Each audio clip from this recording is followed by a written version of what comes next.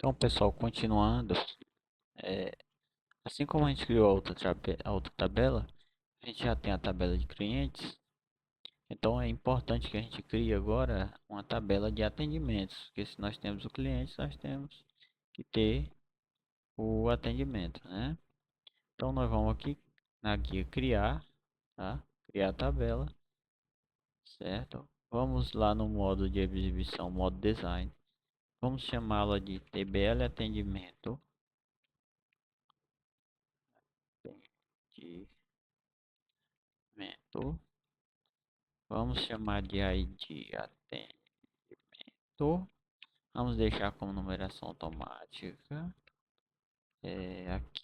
Agora aqui, pessoal, nós vamos fazer uma ligação entre a tabela atendimento com a tabela cliente. Para quê? Para que na hora que a gente fizer o atendimento do cliente, né, relacionar essas duas tabelas. E tem uma ligação entre elas, certo?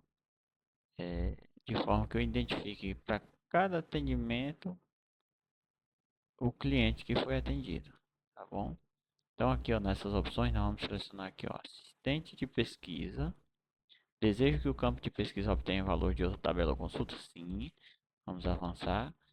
Bom, eu quero trazer aqui as opções de clientes. Da onde? Lá da tabela clientes, é isso? Seleciona a tabela clientes. Vamos trazer como opção o ID, que esse ID ele identifica todos os dados da linha, é isso? Mais na frente vocês vão entender a importância dele. Então, ID, cliente e nome, vamos colocar como opções. Vamos colocar aqui ordenar, né? Classificar como crescente, do menor para o maior. E aqui essas são as opções que vão aparecer lá no campo ID cliente, na hora que eu estiver fazendo atendimento. Vamos habilitar a integridade de dados, para que cada cliente esteja relacionado com o seu atendimento. E vamos salvar. Ó, quando eu venho para o modo de exibição aqui de folha de dados, já aparecem as opções aqui, ó, dos clientes que eu tenho cadastrado lá na tabela clientes. Ou seja, não preciso digitar o nome do paciente quando eu for fazer o atendimento. É só selecionar aqui e escrever o nome. Mas eu para cada cliente, né? Cada atendimento, eu tenho uma data de atendimento. Então eu crio um campo aqui, data atendimento, certo? Esse campo data, coloco data e hora, certo? Entretanto, eu não preciso digitar a data. Basta eu colocar como valor padrão aqui nessas propriedades. É, agora, colocar agora. Essa função agora ela traz a data atual, né, do sistema. Então, é, ok. Então agora eu tenho o cliente, o atendimento. Para esse atendimento eu já tenho os campos de cliente e a data de atendimento. Entretanto, eu preciso dizer o que que esse cliente foi fazer lá, né? Eu vou criar outra tabela com chamada procedimento. TBL procedimento. Essa tabela procedimento eu vou colocar aqui ID procedimento.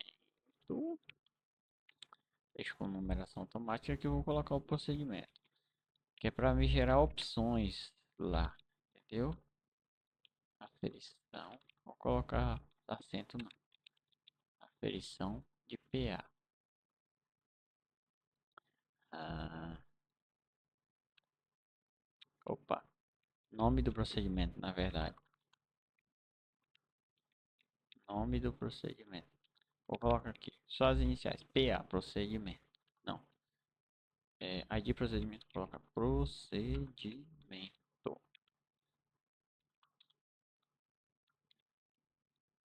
Beleza.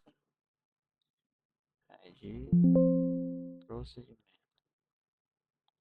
certo?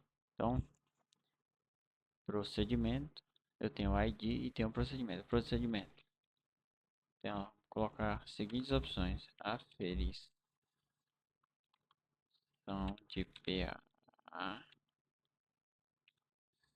fisioterapia,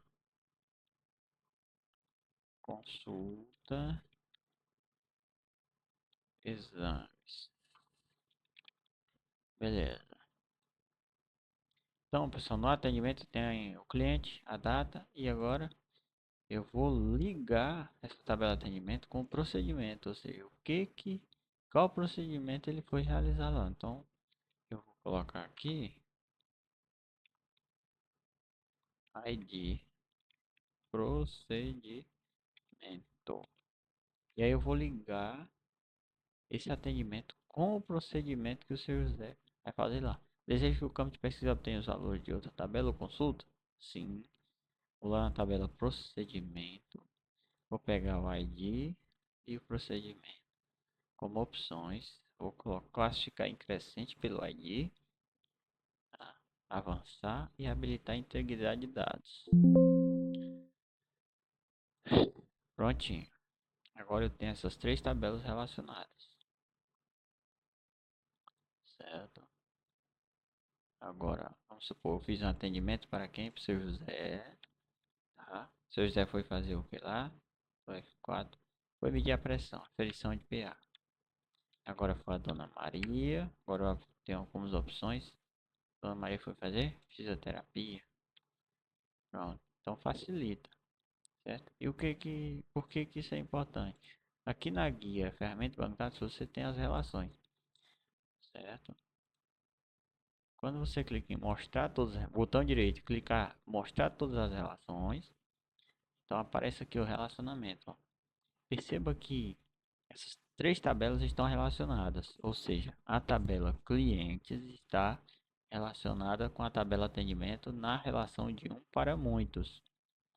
Tá vendo esse um aqui do lado da tabela clientes? Quer dizer que é um cliente pode ter vários atendimentos na tabela atendimento, na TBL atendimento. Porque aqui tem um sinalzinho de infinito, quer dizer, um cliente pode ter infinitos atendimentos na tabela atendimento. Da mesma forma, na tabela de procedimentos.